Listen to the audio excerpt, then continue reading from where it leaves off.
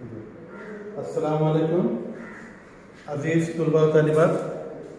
9 class में आपका इस्तकबाल है और ज्योग्राफी सब्जेक्ट के लिए। और आज का पहला सबक है जिसका नाम है दर्जाबंदी वाले नक्शे। आज हम इसको दूसरे अल्फाज में तकसीमी नक्शे भी कहा जाता है, तो तकसीमी नक्शे के बारे में बातचीत करेंगे। देखो, किसी भी इलाके में जाने के लिए हमको जो है नक्शे की ज़रूरत पड़ती है। बगैर नक्शे के हम आसानी से नहीं जा सकते, परेशानी होती है। अगर बगैर नक्शे के बगैर प्लानिंग के हम कहीं जाए तो हो सकता है कि हम फेल हो गए। तो इसलिए ज़रूरी है कि नक्शे का इस्तेमाल हो। तो देखो, नक्शों का अहम मकसद जो है खुसूसी तौर पर मकामात की निशानदेही और दर्जाबंदी करना होता है। किसी न किसी नक्शे का कोई ना कोई मकसद होता है और उसका कुछ खास मकसद होता है। तो उसके लिए तारीफ है कि मकसदी नक्शे किसे कहा जाता है। तो कुछ नक्शे खास मकसद के लिए तैयार किए जाते हैं, उन्हें जो है मकसदी नक्शे कहा जाता है। तो नक्शा बामकसद होना चाहिए, बेमकसद नहीं होना चाहिए और सबको समझ में आ जाए आसानी से, ऐसा होना चाहिए। तो यहाँ जो है आप देख रहे हैं कि दर्जाबंदी वाले नक्शे तकसीमी नक्शे कह सकते हैं दूसरे अल्फाज में। तो 3 तरीके हैं। एक है लोकाती तरीका, दूसरा है साए वाले नक्शे का तरीका, तीसरा है मसावी कदर के नक्शे का तरीका। तो तीनों के बारे में हम लोग जानकारी लेंगे, लेकिन इससे पहले कि नुकाती किसे कहते हैं, साए वाले नक्शे और मसावी कदर के नक्शे किसे कहा जाता है। तो नुकाती तरीका जो है पहला वाला, तो इस तारीख से हम बात करेंगे। तो नुकाती तरीका ये कह सकते हैं कि शुमारियाती मालूमात की बुनियाद पर नुकाती तरीके से नक्शा तैयार किया जाता है और इस तरीके से नक्शा तैयार करते वक्त सिर्फ शुमारियाती मालूमात का इस्तेमाल किया जाता है। अब आपकी किताब आप सामने रखिए ज्योग्राफी की, क्योंकि कैसे है पहले सवाल या पर्चा होता था, अब एक्टिविटी शीट है उससे कहा जाता है। यानी आप जो है उसमें एक्टिवेट होना चाहिए। तो कंपलसरी आपके सामने नक्शा होना ज़रूरी है, नक्शे आपके सामने होना ज़रूरी है। तो आपके सामने किताब रहेगी और किताब में आप नक्शे का जो है बखूबी जो है मुताला करेंगे और उससे बखूबी वाकिफ़ होंगे। तो लाजिमी तौर पर किताब सामने रखिए ज्योग्राफी की, ताकि हमको आगे बढ़ने में आसानी रहे। तो पहले सफ़ा नंबर 1 पर जो है ये दर्जाबंदी वाले नक्शे दिए हुए, तो बाकायदा नक्शा बना हुआ है। तो वहाँ देखो नुकाती नक्शा पहले में है, दूसरा जो है साए वाले नक्शे का तरीका दिया हुआ है, तीसरा जो है मसावी कदर के नक्शे का तरीका दिया हुआ है। ठीक है, तो ये बहुत ज़रूरी है। तो दर्जाबंदी वाले नक्शे बनाने के लिए मुतालिका अनासिर की शुमारियाती मालूमात ज़रूरी होती है और नक्शों में जो है उनके 3 तरीक़ों से नक्शों में उसका तरीका बताया गया है, जो अभी मैंने बताया, नुकाती तरीका, साए वाले नक्शे का तरीका और मसावी कदर के नक्शे का तरीका। ठीक है, तो ये कह सकते हैं कि नुक्तों के ज़रिए दर्जाबंदी करते वक्त, नुक्ता यानी पॉइंट। तो अभी सफ़ा नंबर 2 पर अगर देखेंगे आप, तो सामने आपको अमरावती, ज़िला अमरावती की जो है आबादी की तकसीम, सफ़ा नंबर 2 पर ज़िला अमरावती के आबादी की तकसीम का नक्शा दिया हुआ है। वो नक्शा देखिए, वहाँ पर नुकात के ज़रिए है, नुक्ते दिए हुए हैं। अगर देखेंगे पीले कलर में देखिए, तो वहाँ आपको बहुत ज़रूरी है और उसमें इशारिया दिया हुआ है। इशारिया अगर देखेंगे तो वहाँ पर पॉइंट अलग अलग दिए, देही फी मुरब्बा किलोमीटर में जो भी ये रहता है। तो फी नुक्ता जो है 10,000 आबादी का बताया गया है। एक नुक्ता उसमें जो इस्तेमाल किया गया है, यानी वो एक नुक्ते की कीमत 10,000 की आबादी वाला है। तो अहम शहरों की आबादी 50,000, छोटा सा नुक्ता नजर आएगा, देख सकते हैं आप किताब में।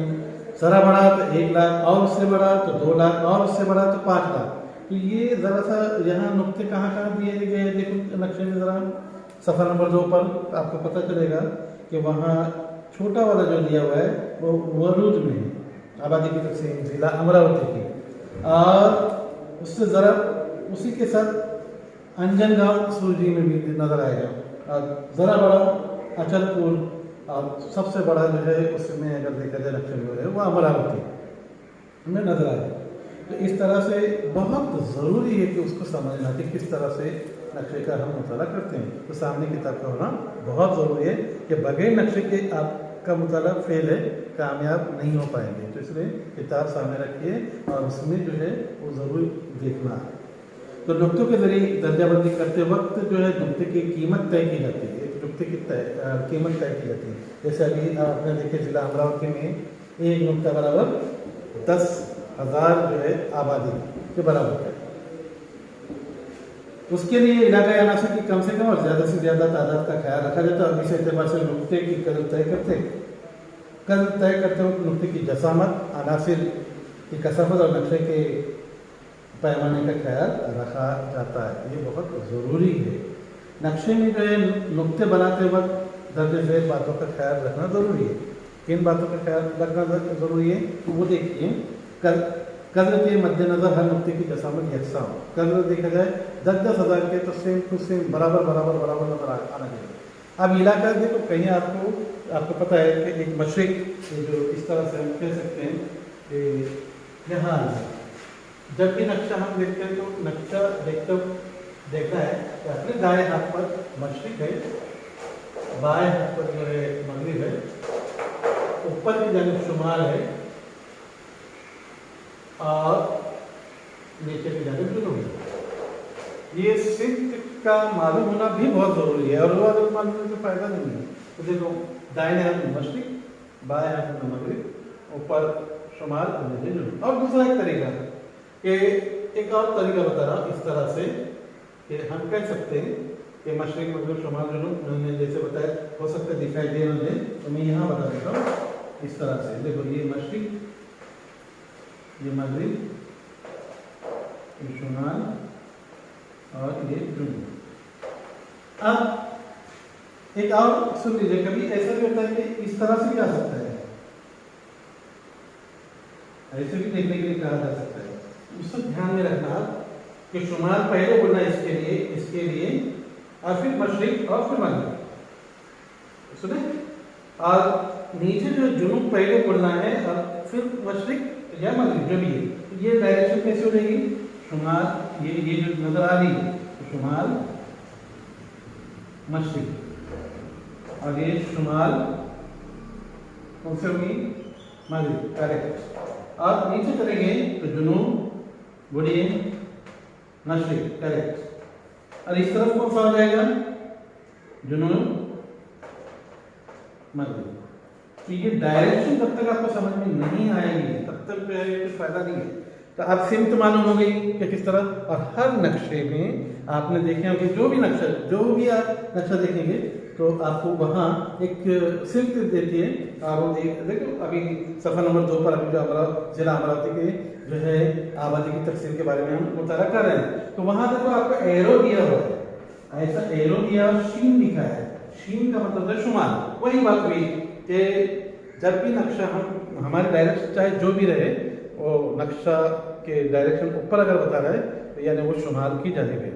और इस तरह से खुद को समझ में आना चाहिए कि राइट में मशरिक, लेफ्ट में मगरिब, ऊपर शुमाल और नीचे जुनूब। फिर ऐसे आड़ा जो मैंने बताया उसमें क्या हो जाएगा, शुमाल मशरिक और शुमाल मगरिब, और नीचे क्या हो जाएगा, जुनूब मशरिक और जुनूब मगरिब। ठीक है, इस बात का ख्याल रखना। अब उसमें जो है कुछ सवाल दिए हुए हैं, मुताला करते हुए आगे चलेंगे तो आपको पता चलेगा कि सवाल दिए हुए सफ़ा नंबर 2 पर, तो आपको मालूम हो जाना चाहिए। सफ़ा नंबर 1 पर पहले ये एक सवाल दिया हुआ है कि देखो यहाँ पर शक्ल 1 में जिला अमरावती की आबादी की तकसीम का नक्शा दिया गया है। वो सफ़ा नंबर कौन सा हो जाएगा, सफ़ा नंबर 2 पर, और उसको जो है नुक्ते तरीके से दर्जाबंदी भी कह सकते हैं। तो देखो वहाँ एक सवाल पूछा गया है पहले सफ़े पर कि अमरावती शहर की आबादी कितनी है। तो आप देखो वहाँ पर अमरावती का जिला अमरावती का जब ये देखेंगे नक्शा तो वहाँ पर सबसे बड़ा जो है नुक्ता नजर आ रहा है, उसकी कीमत जो है 5 लाख आबादी बताएगी।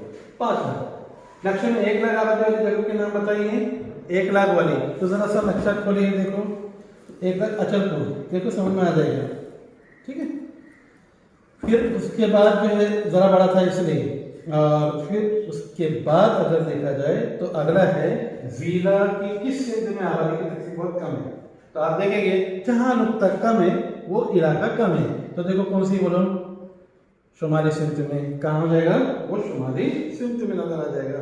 इस तरह से ये जो है आपका ये नुकाती जो है तरीका समझ में आ गया होगा। अब जो है दर्जाबंदी वाले नक्शे में दूसरा जो नंबर आता है साए वाले नक्शे का तरीका। ठीक है, तो साए वाले नक्शे का तरीका हम देखेंगे। तो जहाँ पर आपको सफा नंबर 3 पर हेडिंग दी हुई है, देखो आबादी की कसरत यानी गुंजानपन का तरीका, साए वाले नक्शे का तरीका।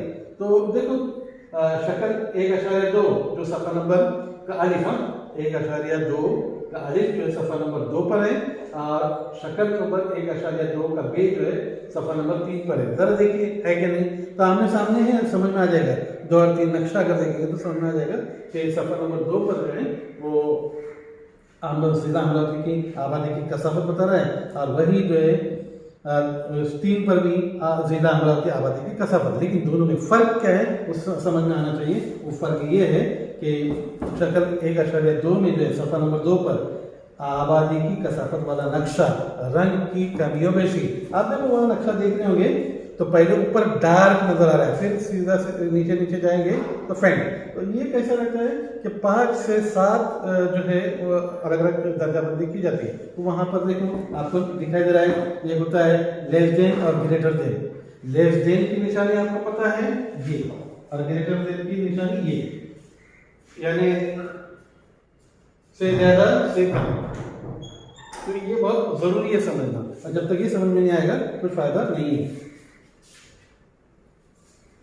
तो ये लाजिमी तौर पर लेस देन और ग्रेटर देन समझ में आना चाहिए। तो वहां देखो आपको नजर आ रहा है कि 400 से कम, तो देखो कलर डार्क है।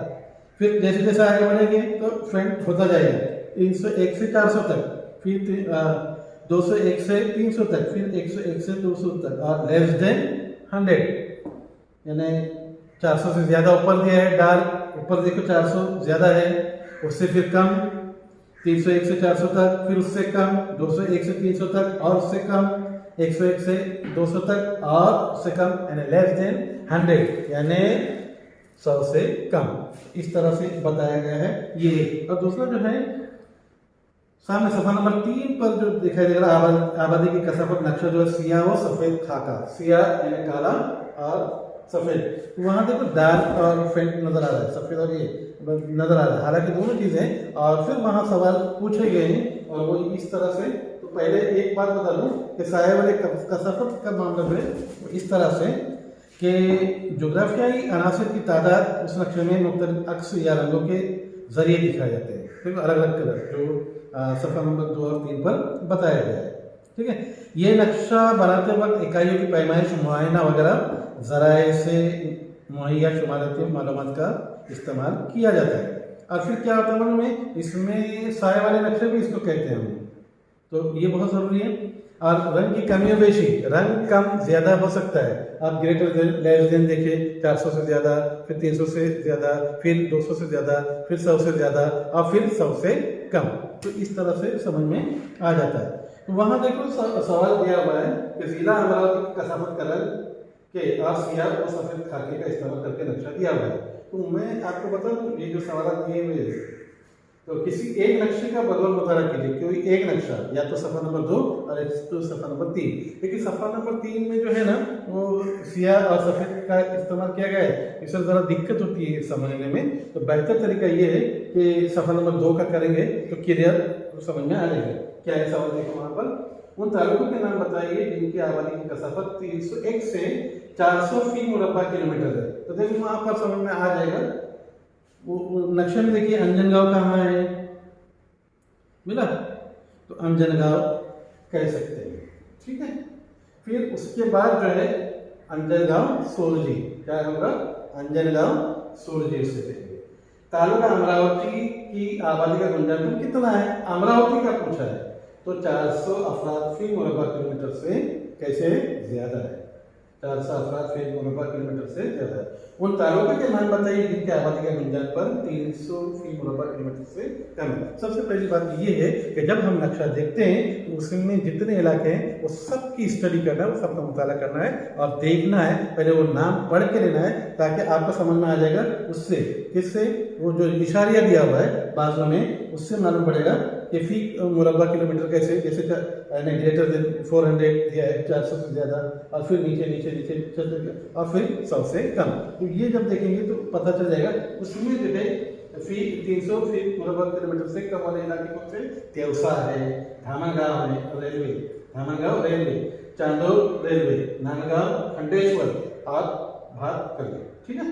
तो ये समझ में आ जाता है। उसके बाद अगला जो है पॉइंट इस तरह से कि किस मतलब ये मसावी कदर वाले नक्शे, ये मसावी कदर वाले नक्शे या मसावी कदर का तरीका, ये तीसरा, पहला था मुकाटी तरीका, दूसरा था साये वाले नक्शे का तरीका, तीसरा मसावी कदर के नक्शे का तरीका। तो अब उसके बारे में हम लोग बात करेंगे। तो देखो शक्ल 1.3 में जिला अमरावती की बारिश की पैमाइश का नक्शा दिया हुआ है, बारिश का।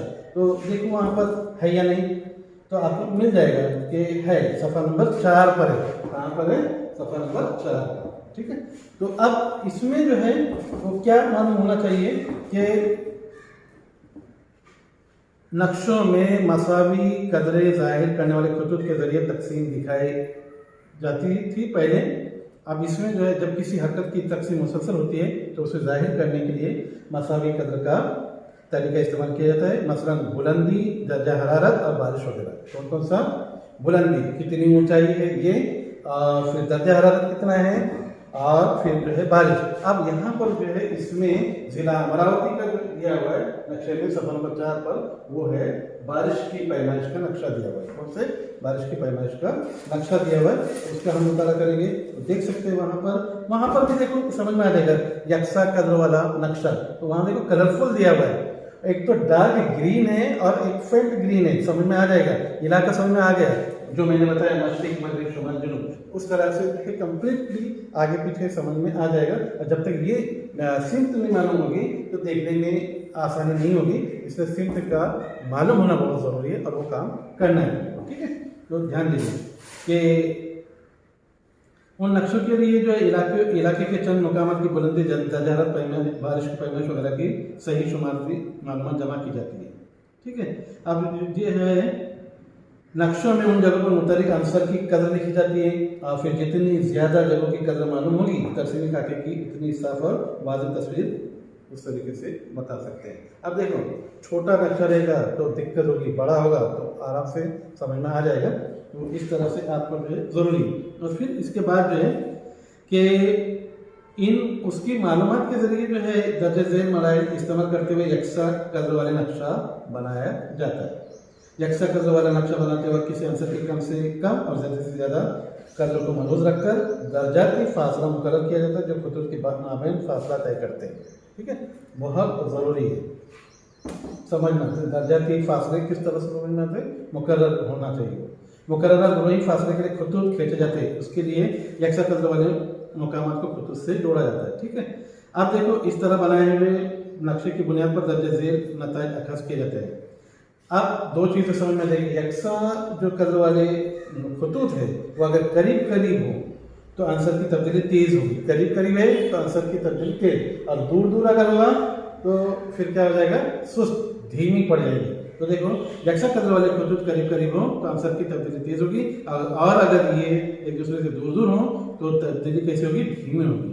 ये नक्शे के जरिए इकाइयों की दर्जाबंदी में कुदरती झुकाव जाहिर होता है। अब सफ़ा नंबर 4 पर देखिए सवाल दिए हुए हैं, और वो ये है कि जिला की किस सिमत में बारिश की मिकदार ज़्यादा से ज़्यादा है। तो आपको शुमारी सिमत में नजर आएगा। नक्शा देखो सफ़ा नंबर 4 पर शक्ल नंबर 1.3 में, तो समझ में आ रहा है, डार्क नजर आ रहा है। बारिश की पैमाइश किस सिमत में होती गई, तो देखो वस्ती और जुनूबी सिमत में, वस्ती यानी दरमियानी और जुनूब की इलाके में फेंट कलर नजर आ रहा है, देखो। और ज़िला की सबसे कम बारिश की पैमाइश कितनी है, 800 मिलीमीटर से कम नजर आ रही है, ठीक है। अगली बात जो है वो ये कि शक्ल 1.4 और 1.5 सफ़ा नंबर 5 पर दिए हुए हैं, तो खुद से मुताला करना है, और वहाँ सवाल दिए हुए ताकि गलती भी चल जाएगा, लेकिन समझ में आना चाहिए। हर चीज़ जो है वो अपने ज़रिए से भी करना बहुत ज़रूरी है। तो आप ज़रूर इसमें जो है कीजिएगा। सफ़ा नंबर 5 पर शक्ल 1.4 शक्ल 1.5 दी हुई, उसका करो। और शक्ल 1.6 जो दी हुई है ना, वो कोल्हापुर के बारे में, उसके लिए आपको नंदुरबार, जिला नंदुरबार के ताल्लुक से दिया हुआ है, नंदुरबार इलाके के बारे में। जिला नंदुरबार के ताल्लुक से शक्ल 1.6 में बात हुई है, सफर नंबर 6 पर। तो वहाँ क्या करना है, ट्रेसिंग पेपर का इस्तेमाल करके जदोल मुकम्मल कीजिए। देखो जदोल दिया हुआ है सफर नंबर 6 पर, वहाँ देखो मैं बता रहा हूँ आपको कि तालुका देखो अक्कलकोआ है, अकरानी है, तरोदा है, शहादा है, नंदुरबार है और नवापुर है, ठीक है। और उसकी देही आबादी सन 2011 में जो दी गई थी उसके ताल्लुक से बात हुई है। अब आप नुक्ते के एतबार से अगर देखा जाए तो कितने हो जाएंगे, हमने पहले ही बताए थे 1 नुक्ता बराबर 10,000 की आबादी। तो यहाँ देखो 2,15,974 है। देखिए कि यहाँ पर नंदुरबार जिले की बताई गई है, तो उसको ट्रेसिंग पेपर के जरिए से, तो देखो पहले क्या दिया है, अक्कलकोआ के लिए 2,15,974 है, तो 1 नुक्ता बराबर 10,000 दिया हुआ है, तो यहाँ 21.5 है, यानी 22 नुक्ते लगेंगे उस इलाके में अक्कलकोआ में। तो ट्रेसिंग पेपर के हिसाब से वो हो जाएगा ऊपर का जो है, अब ट्रेसिंग पेपर रखकर वो वैसे बना लेने का। और उसका ये लास्ट टाइम पिछले 2-3 सालों से जो है 9th क्लास के बच्चों ने किए हैं, ट्रेसिंग पेपर मैंने लिया था और उन्होंने किए थे, लेकिन अब चूँकि लॉकडाउन है, आपसे मुलाकात नहीं, तो आप अपनी तरफ से दीजिए और मुकम्मल कीजिए, बहुत ही इंटरेस्टिंग है, ठीक है। अगला जो अकरानी 1,99,000 जो है 661, तो यहाँ देखो 18.9 यानी 19 नुक्ते लगेंगे। फिर नीचे खुद ब खुद अभी करेंगे आप 13.3 दिया है, यानी 1,33,291, तो 10,000 में बैठ नहीं रहा है, इसलिए वहाँ पर 13 ही रहेंगे। 3,46,352 यानी 3,46,000, तो अपन 35 कर सकते हैं, 46 यानी 34.6 हो गया, इसलिए 35 हो जाएगा। 35 आपको नौका लगेंगे। नंदुरबार में जो है 26 होंगे और नवापुर में जो है वो 23 रहेंगे, ठीक है। इस तरह से आपको करना है।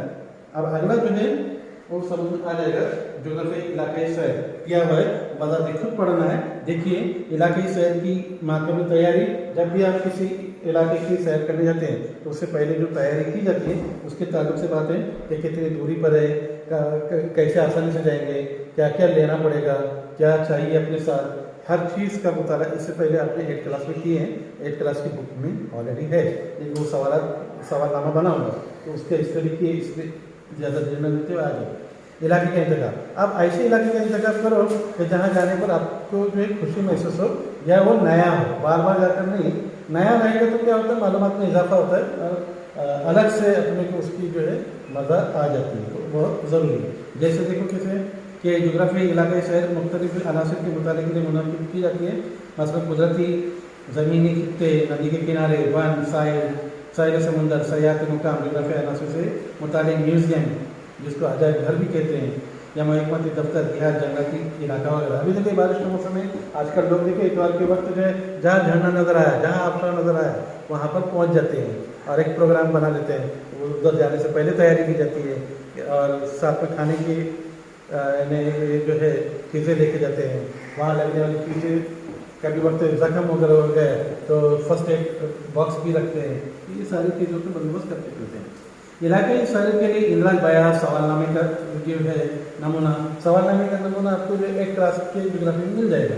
पेन, पेंसिल, पट्टी जो है, पैमाइशी फीता, कुतुबनुमा, नमूने इकट्ठा करने के लिए थैलियाँ, नक्शे, कैमरा, दूरबीन वगैरह अशिया साथ में। अब ये सब आसान हो गया है, अभी मोबाइल आ गया है तो सब कुछ आपके पास हाजिर है। फिर उसके बाद इलाकाई शहर के वक्त बरती जाने वाली एहतियात, क्यों से एहतियात करना चाहिए, किस किस से बचना चाहिए, तो कोई चीज़ों को यानी आप नुकसान न पहुँचाए। वहाँ खाने की चीज़ें जो है डस्टबिन में डालना चाहिए, जो जगह दी गई है ये नहीं कि रास्ते में डालनी है, वहाँ के किसी चीज़ को नुकसान नहीं करना, इस बात का ख्याल रखना है। अगला जो है रुझान भी है, यानी आप गए हैं तो आप लिख के भी लो, क्योंकि क्या होता है जब आप बड़े हो जाओगे तो याद दहानी के लिए वो डायरी देंगे तो समझ में आ जाए हम इस वक्त ये तारीख को हम ये इलाके में गए थे, ये बहुत ज़रूरी है, तो समझ में आ जाएगा।